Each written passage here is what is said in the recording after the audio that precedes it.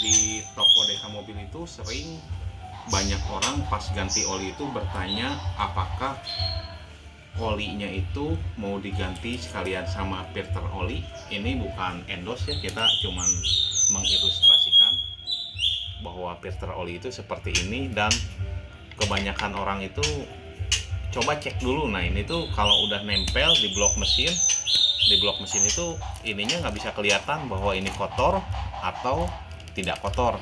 Jadi kemungkinan besar kan harus dibuka, sementara harus dibuka itu kemungkinan sealnya ini tuh rusak. Kalau dipasang kembali kemungkinan bocor oli, tetesannya mungkin sedikit demi sedikit, tapi dalam durasi yang cukup lama, dalam 1 atau 2 bulan, kemungkinan oli berkurangnya banyak. Nah, kita akan menerangkan di dalam filter olinya itu seperti ini. Bagian-bagiannya ini yang kita sudah pretel, terdapat seperti ini. Ini karetnya, ini saringannya, ini pernya buat tekanan olinya, dan ini buat dudukan per seperti ini. Jadi ini filter oli yang kita sudah buka. Ini filter oli. Sekali lagi ini bukan endorse, tapi kita mengilustrasikan bahwa ini filter oli. Dan ini ada 1 cangkir kopi, dan ini ada kurang lebih ada 10 liter air. Kita mengilustrasikan seperti ini. Jadi filter oli itu tugasnya itu untuk menyaring oli. Di sini ada seal buat tekanan olinya itu bahwa tidak akan ada kebocoran pas ini material filter olinya itu nempel ke blok mesin. Ini yang bagian yang pertama nempel ke mesin. Yang kedua ini seal itu untuk di filter dalamnya yang di sebelah sini. Ini itu tugasnya itu ada yang berupa busa, ini kemungkinan karton. Jadi untuk menyaring kotoran-kotoran olinya, menyerap olinya yang kotor. Nah, ini pernya ini sebenarnya untuk tekanan. Kalau ada tekanan oli yang masuk ke dalam filter oli itu, dia memompanya kembali ke ruang silinder head. Jadi mompanya itu keras, dialiri dengan fungsi pompa oli. Jadi pompa olinya masuk ke sini, baru dia menaikkan ke mesin bagian atas. Jadi kita mengilustrasikan, ini ada 1 buah kopi, saya masukkan seperti ini. Nah ini saringannya ini kita masukkan. Dalam beberapa saat kita masukkan lagi.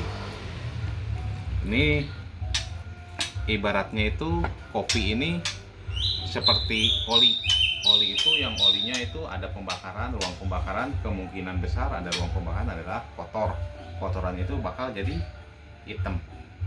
Jadi maaf saya nggak pakai sarung tangan, jadi kemungkinannya di dalam sininya itu terkotor. Nah ilustrasinya seperti ini penyaringan seperti ini.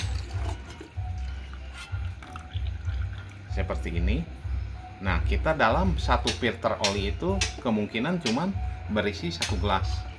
Kalau mobil-mobil seperti Avanza, CR-V, Jazz kayak gitu kemungkinan 1 gelas. Jadi olinya itu udah tercampur kotor. Ini kita ganti dengan ilustrasi, ibaratnya ini olinya oli baru. Jadi oli kotor cuman 1 kaleng filter oli.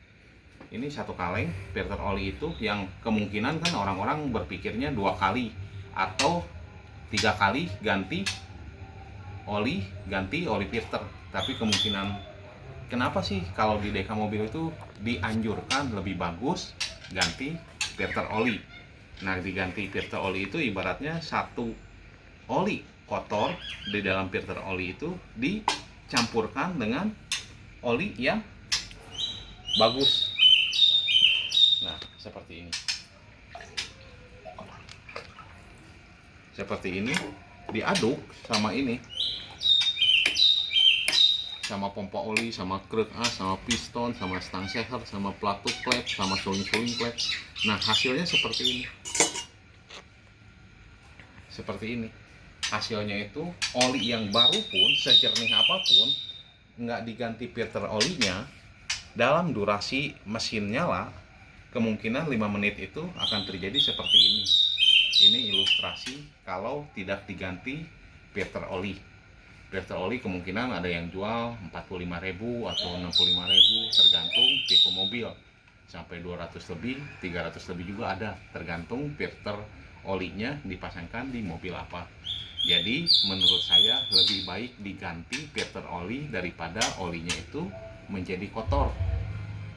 Ntar pompa olinya itu menyumbat nggak ada ke ruang yang paling atas, kemungkinan jadi overhead. Nah itu salah satunya overhead juga, kemungkinan oli itu tidak menaik gara-gara filter oli. Jadi dianjurkan di DK mobil itu dianjurkan filter oli itu diharuskan ganti setiap ganti oli mesin, bukan 2 atau 3 kali. Itu kan rumus, tapi kan rumusnya nggak tahu berasal dari mana, tapi dianjurkan di DK mobil itu kalau perusahaan yang masuk ke kita dianjurkan SPK-nya itu keluar setiap ganti oli, filter oli harus diganti atau wajib diganti. Karena ilustrasinya oli sebagus apapun dicampurkan dengan yang sedikit, yang kotor, pasti ikutnya ke kotor. Jadi ilustrasinya 1000 kebaikan, 1 kesalahan, tetap yang diingatnya itu 1 kesalahan. Cukup sekian dari saya, semoga bermanfaat dan terima kasih.